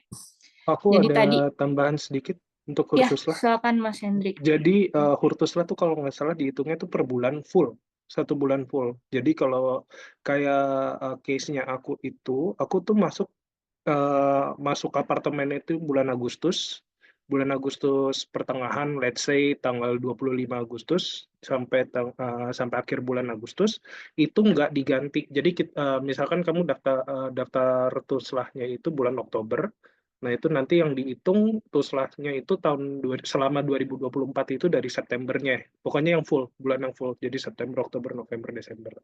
Jadi untuk bulan Agustusnya itu kita harus cover sendiri gitu. Jadi dari tanggal 25 sampai akhir bulan Agustus itu kita cover sendiri. Jadi nggak diganti sama pemerintah begitu. Thank you. Oke, thank you tambahannya Mas Hen. Kemudian juga mau nambahin dikit untuk sistemnya, ini kalau nggak salah setiap bulan itu pemerintah akan kirim ke rekening bank kalian ya, sekitar tanggal 20-an. Gitu, sesuai dengan jumlah rent allowance yang mereka kasih. Gitu. Kemudian next-nya ada tentang scams. Ini penting juga untuk jadi perhatian karena tadi housing crisis demand-nya tinggi. Jadi banyak banget orang yang memanfaatkan situasi ini untuk nipu gitu ya. Jadi ada di sini kita tuliskan ada 4 poin yang perlu diperhatikan untuk teman-teman terhindar dari scam. Yang pertama, check limit on how much a landlord can charge you for a room atau apartment. Jadi nanti sepanjang kalian hunting rumah, kalian pasti akan tahu lama-lama harga pasarannya berapa. Atau mungkin nanti teman-teman bisa tanya juga ke anak-anak PPI, kira-kira berapa pasarannya untuk tipe studio atau tipe room atau apartment, 2 bedroom apartment misalnya. Kemudian make sure juga ruangannya itu available untuk registrasi. Kayak yang tadi aku bilang, teman-teman harus daftarkan ke municipality untuk dapat BSN itu maksimal 3 bulan setelah kalian sampai di Belanda. Kemudian poin berikutnya yang penting juga, anything that has to do with paying before you sign a contract is most likely a scam. Kecuali kayak registration fee, misalnya Kamernet tadi harus bayar subscription, atau Holland to Stay juga tadi ada registration fee. Itu kan uang yang harus kalian bayarkan secara resmi ke websitenya si housing provider. Tapi kalau selain itu, kalau misalkan kalian diminta untuk bayar ke rekening pribadi landlordnya misalnya sebelum ada kontrak, itu most likely a scam. Kemudian yang terakhir, kalian bisa lakukan viewing. Pilihannya bisa online viewing, misalkan kalian minta video call, atau kalian nanti bisa minta bantuan PPI Utrecht untuk kita yang datang ke calon housingnya untuk kita viewing gitu. Nanti kita akan video call dengan kalian secara langsung di rumahnya. Nah, ini di sebelah kanan ada contoh chat yang kemungkinan besar scam. Ini dari aku sendiri. Waktu itu aku cari apartment, 2 bedroom apartment, karena aku mau sharing sama 2 teman aku. Dapatnya dari Facebook. Setelah chat bla bla bla, aku pastikan apakah bisa registrasi, apakah bisa viewing dan sebagainya. Dia jawab bisa registrasi, tapi untuk viewing nggak bisa nih karena aku nggak available sampai hari Sabtu. Terus aku bilang kalau online viewing gimana? Terus dia bilang ternyata nggak bisa, my phone camera wasn't working. Terus aku bilang, oh ya udah, aku tunggu aja sampai hari Sabtu sampai kamu available untuk viewing. Terus dia kayak banyak alasan. Terus akhirnya dia minta untuk kamu bisa taruh booking fee aja berapapun kamu mau supaya kamarnya nggak laku ke orang lain, karena kalau nunggu sampai hari Sabtu kemungkinan besar akan udah laku gitu. Terus aku bilang gimana kalau aku bayar 50 euro?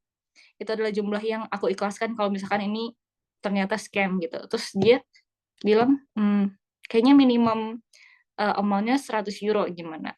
Terus berarti ya udah itu most likely a scam. Karena tadi yang pertama juga harga rent-nya di bawah harga pasaran 2 bedroom apartments.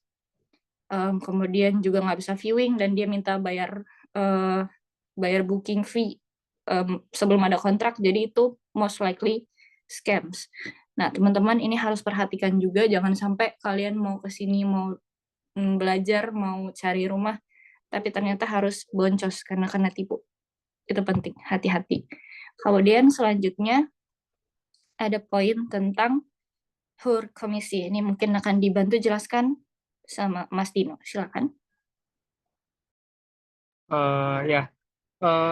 Ini tadi kalian udah sempat dengar tentang scam juga, tentang gimana nanti kalau misalkan dapat housing di Belanda kalau ada masalah. Nah, Di Belanda itu namanya huurkommissie atau bahasa Inggrisnya housing committee. Jadi itu housing committee tugasnya adalah make sure agreement antara tenant dan juga landlord itu fair. Nah, fairnya itu gimana? Bisa dengan nge-assess rent pricing-nya. Jadi harga yang dipasang sama landlord itu sesuai dengan standar yang dipasang oleh housing committee apa enggak. Jadi housing committee itu ada semacam perhitungan. Kalau misalkan untuk ruangan ukuran berapa kali berapa, fasilitas apa, self container atau enggak, itu maksimalnya berapa. Dan kalau misalkan landlord memasang harga lebih dari itu, kalian bisa ngajuin banding ke pengadilan housing.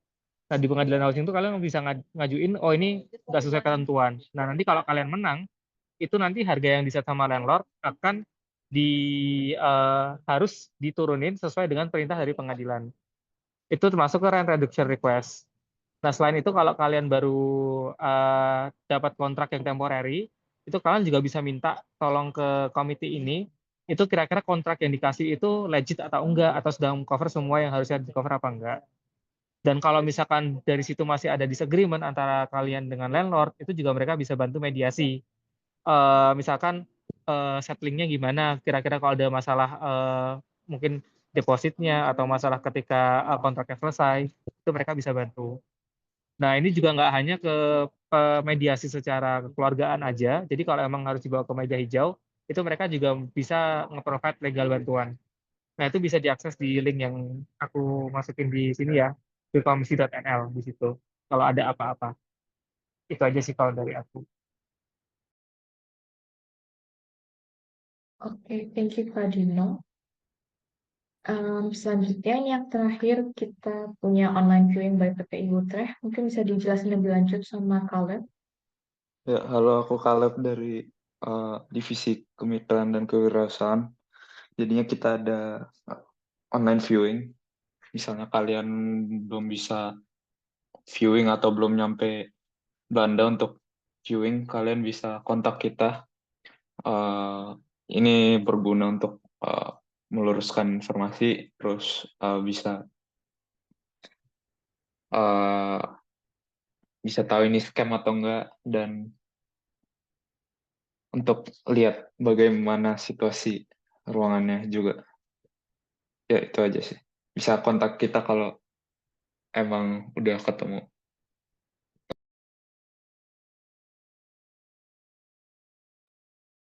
Oke, thank you Caleb.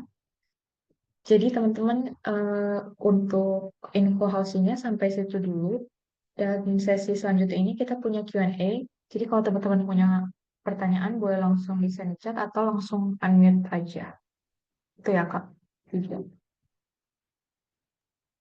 Ya, kalau ada teman-teman yang kurang puas jawabannya di kolom chat atau mau menyampaikan langsung pertanyaannya bisa raise hand. Silakan. Halo, mungkin aku boleh duluan sebentar ya mau menjawab pertanyaan yang ada di di kolom chat. Mungkin aku biar sekalian ngomong. Mana tadi ya pertanyaannya, sorry. Untuk yang soal Hurtuslah, ini memang Hurtuslah itu pada intinya baru bisa kita dapatkan memang setelah kita punya BSN. Jadi setelah kita dapat housingnya, kita daftar BSN di alamat housing kita. Seperti contoh aku di The Feast, aku daftar Hurtuslah itu setelah aku dapat BSN-ku dengan alamat di The Feast. Baru login di DJID yang tadi sudah di-share oleh Vidya. Dan untuk income itu, setauku income-nya adalah income yang didapatkan di Belanda. Jadi seperti beasiswa, waktu itu kebetulan kita sudah cek ke Muni Facility bahwa untuk beasiswa itu jatuhnya kita income-nya 0. Karena income itu dihitungnya adalah income yang kita dapatkan di Belanda. Jadi waktu itu kita udah make sure kita ditanggung oleh beasiswa mendapatkan 1.500 per bulan. Dan apakah itu dituliskan atau bagaimana, tapi karena kita adalah statusnya student dan income itu income dari Indonesia bukan income dari Belanda, jadi di income kita tulisnya 0 gitu. Mungkin bisa demikian, semoga bisa bantu menjawab. Terima kasih. Thank you Kanina penjelasannya. Dari teman-teman mungkin ada lagi yang mau ditanyakan?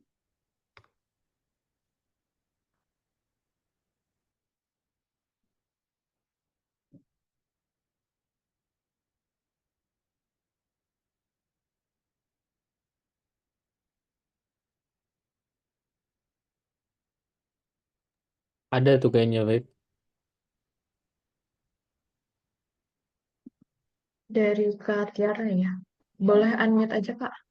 Kalau Kak, aku mau nanya tentang yang Hurtuslah, kan tadi dikasih tahu baru bisa 18 tahun, tapi kalau misalkan aku kan masih 17 tahun, itu gimana ya? Makasih Kak.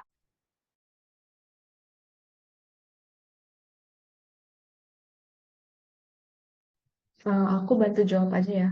Setauku itu memang nggak eligible sama sekali, karena tahun lalu itu aku juga 17 tahun dan aku nggak bisa apply sama sekali untuk Kurtuslah. Dan perlu diingat juga kalau misalnya tadi kayak yang Kak Vidya mention itu, meskipun udah 18 tahun, rent fee-nya itu harus di bawah dari 477 euro kalau nggak salah. Ya, itu sih dari. Oke Kak, thank you. Bantu dikit mungkin Kayla boleh ke bagian yang tadi the fees kah? Bagian yang ada tulisan harganya.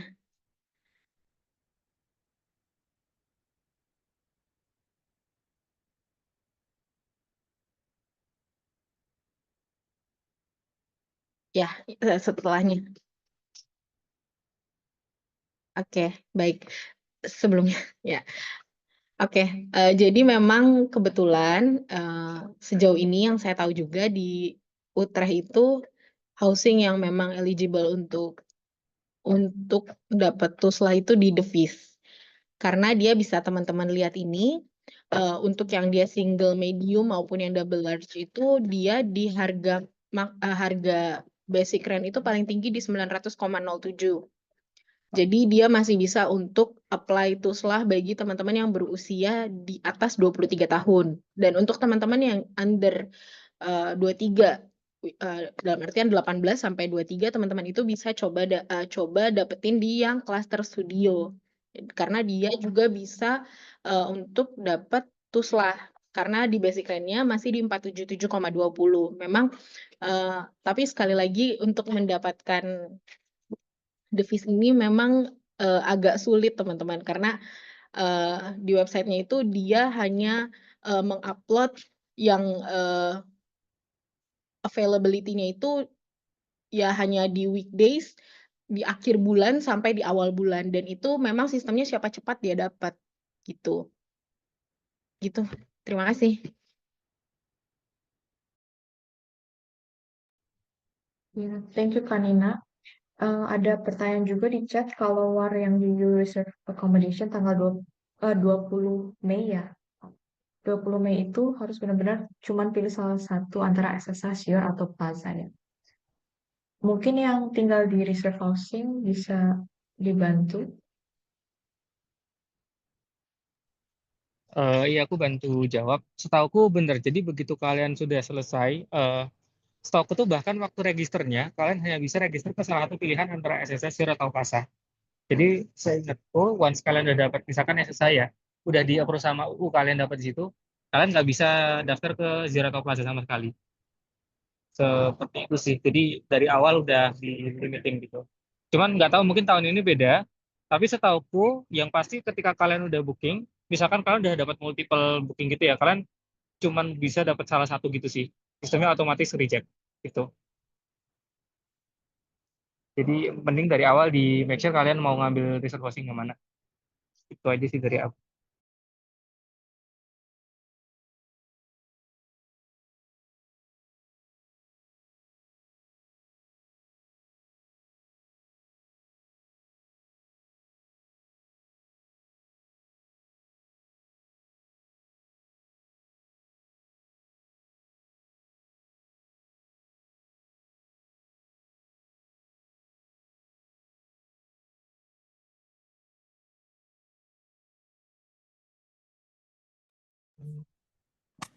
Masih adakah yang mau ditanyakan?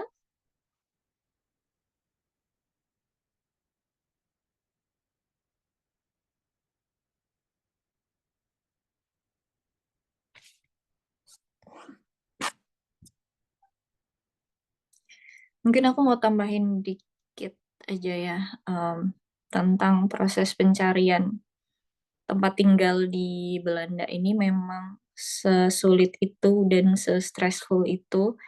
Jadi kalau bisa teman-teman jangan pilih-pilih tempat tinggal. Maksudnya ya kita pasti pengennya dapet tempat tinggal yang nyaman dan dekat dengan kampus, dekat dengan city center, dekat dengan daerah-daerah strategis gitu ya. Tapi sekali lagi karena housing crisis ini beneran real terjadi, jadi teman-teman kalau bisa jangan terlalu pilih-pilih. Bahkan dari kampus juga udah kasih precaution ya. Kalau teman-teman lihat pasti dari kampus tuh bahkan mereka bilang kalian perlu reconsider untuk berangkat ke Belanda kalau misalkan belum dapat rumah gitu. Jadi emang benar-benar apply ke semua yang mungkin, semua yang bisa kalian apply. Kalau misalkan dapat, jangan ragu-ragu untuk ambil aja gitu. Sepertinya ada lagi pertanyaan yang masuk di kolom chat. Mau tanya untuk Hurtuslah, apakah ada kemungkinan di reject request kita untuk mahasiswa dengan beasiswa? I mean, can we depend on it? Mungkin bisa dibantu jawab dari Kanina atau Mas Hendri atau teman-teman yang lain? Ya, kalau aku sejauh ini aku belum pernah dengar ada yang di reject.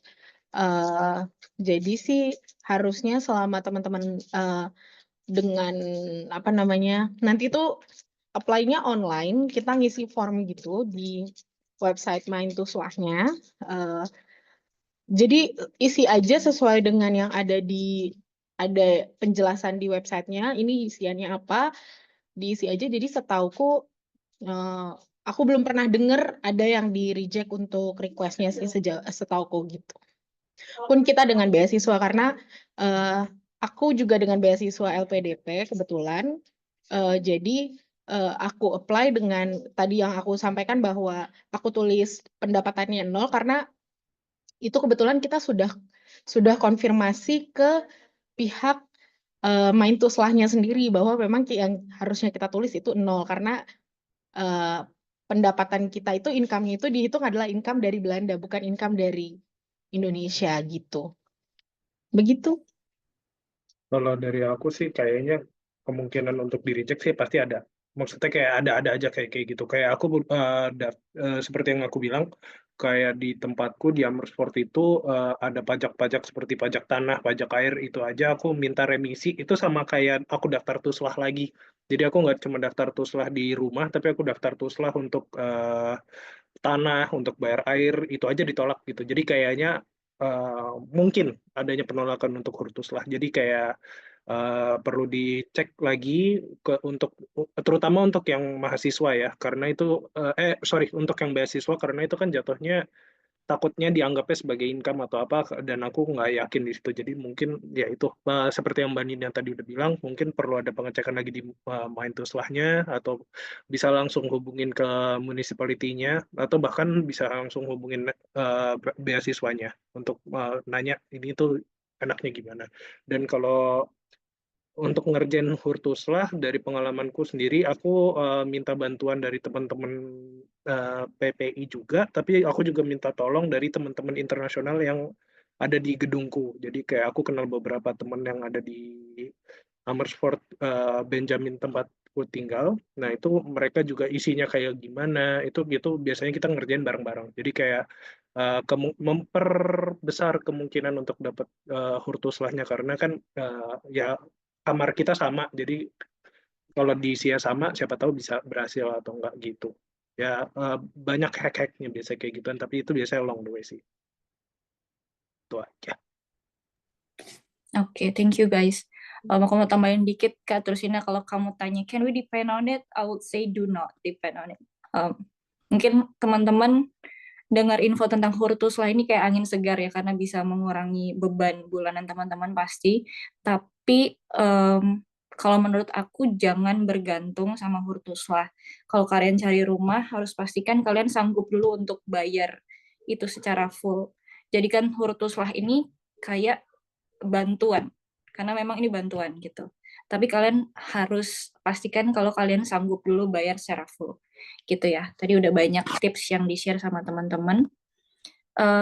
Aku lihat ada yang raise hand, Cassandra Samara, mungkin bisa on mic, silakan. Iya Kak, makasih. Kan sekarang kebetulan aku lagi dalam proses pendaftaran LPDP dan kebetulan pengumumannya tuh masih di pertengahan Juni. Cuman kan untuk reserve UU housing tuh di tanggal 20 Mei kan apa war-nya. Nah, kira-kira kalau misalnya emang pada saat itu kan harus emang langsung bayar depositnya kan. Nah, kira-kira kalau misalnya amit-amitnya beasiswa aku nggak berhasil kan kemungkinan besar aku nggak jadi pergi. Itu tuh ada refund-nya nggak ya Kak? Dan kalau misalnya emang buat kakak-kakak yang punya pengalaman dengan LPDP, apakah ketika kita bayar deposit itu nanti akan langsung di-reimburse sama LPDP gitu sistemnya atau gimana ya? Makasih.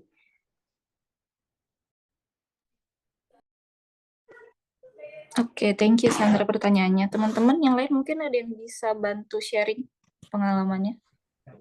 Mungkin aku, oh ya, silahkan satu lagi, siapa?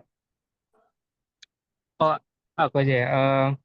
Jadi aku ini bisa ngomongnya cuma untuk SSA aja, karena aku emang kondisinya tahun lalu tuh sama, karena nunggu beasiswa LPDP, tapi reserve hosting juga saat itu duluan daripada beasiswanya. Nah, yang aku lakukan adalah aku tetap ngebooking, karena kenapa? Kalau di SSA itu, kalau misalkan nggak jadi, kayak tadi aku bilang kan depositnya 95 euro, lalu 1 bulan pertama, 3 bulan per akhir kan ya. Kalau refund, itu yang perlu aku bayarkan adalah 95 euronya tuh hangus, terus aku kena cancellation fee 93 euro, dan aku juga harus, tapi sisanya itu aku bisa kena refund. Dan menurutku daripada aku nanti susah-susah, better aku hangus 100 something euro daripada ribet sih. Kalau aku gitu kemarin. Oke, makasih Kak.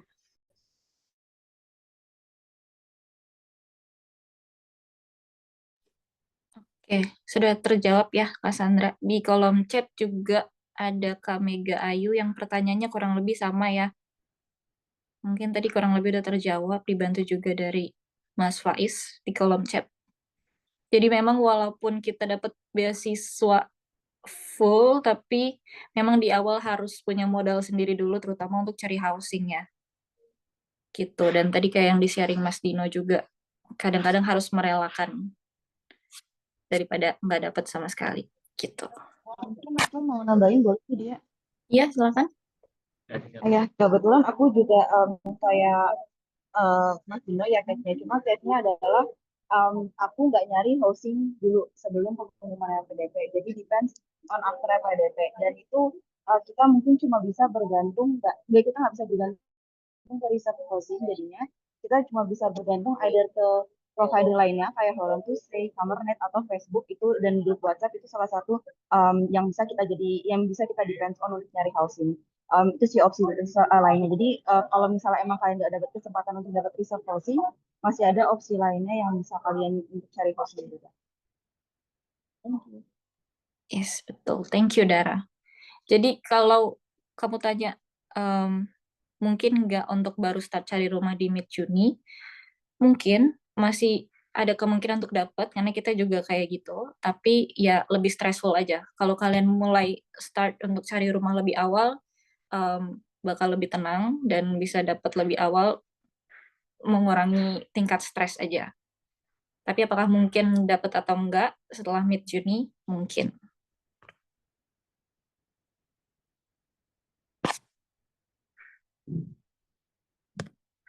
Ada lagi yang mau ditanyakan?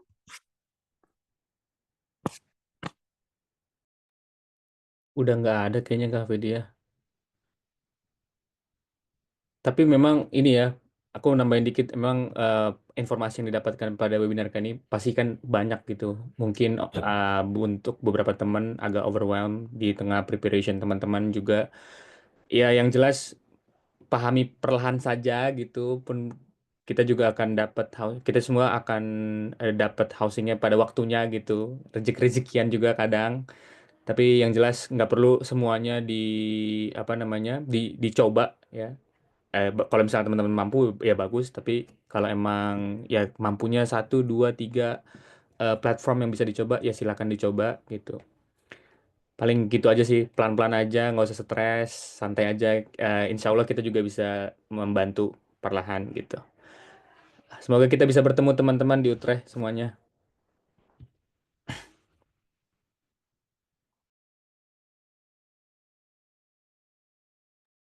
Ya, thank you Rozi.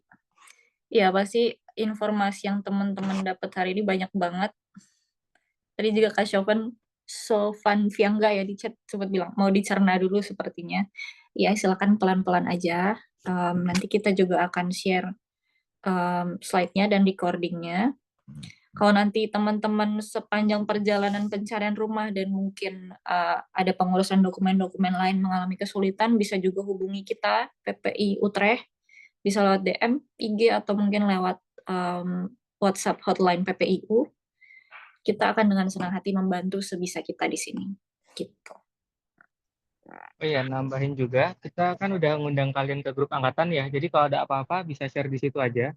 Karena kebetulan kan juga ada akses langsung ke teman-teman PPIU juga, jadi mungkin kita bisa lebih hands-on ngebantuin kalian dari situ.